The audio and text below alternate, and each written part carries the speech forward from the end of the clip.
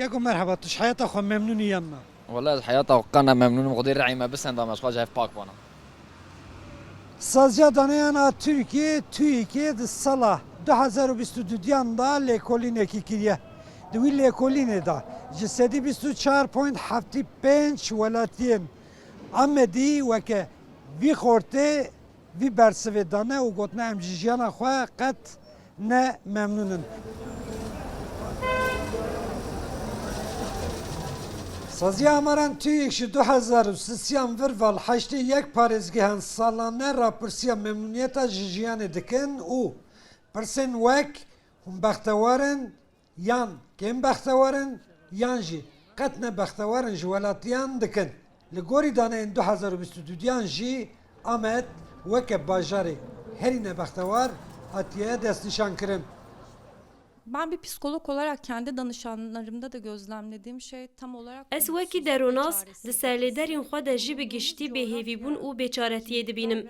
Divê etnîkariya em lê ne girêdayî nasname û xwe ayîthîskirinê de aloziyên siyasî hene. Her ji ber van sedeman wekî koçkirin û şer gelekî travmayên me yên kolektif hene. Ji ber aloziyên siyasî binpêkiriyên mafî tên jiyîn. Ji ber wê jî hêvî tune bûye.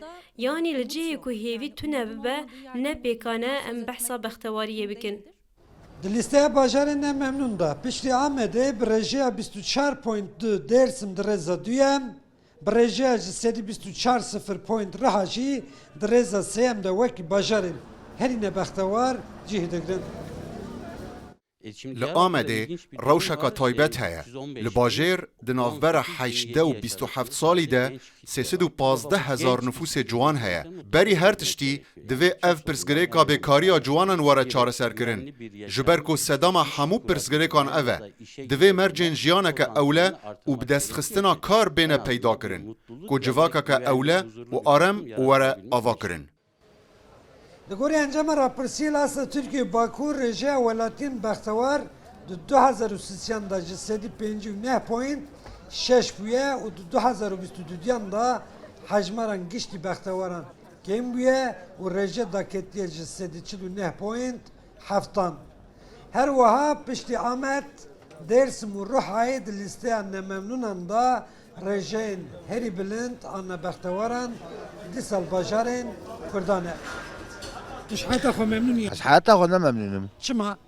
به بابونی از چقدر حیات خود ممنون بم به زمان چیزی که من پریشان کردیم میچاش حیات خود ممنون بم امجار که هم تو خوازم میرو بمنون نمی نسبه بنی به ظلم و ظالمیه دا و خدا نه عالمه جی او نیمتک دایی کردان ندایی تو حریات دنیای و نیلن و دنیا کش نایل بخون آیری او جی کش پفکتنه هر یک سری کلکشینه از چه هم ممنون از حیات خود نممنونم çünkü او şer hebe aşıntı tünebe keskiri hayat memnun ne Dîsa li gorî encama lêkolîna Tirkiyeyê 2022 jin ji mêran, nexwende ji xwendeyan, kal û pîr ji ciwanan, jin û mêrên zewicî jî ji nezewiciyan bextewartir derketine. Abdülselim Akinci Rudaw, Amed,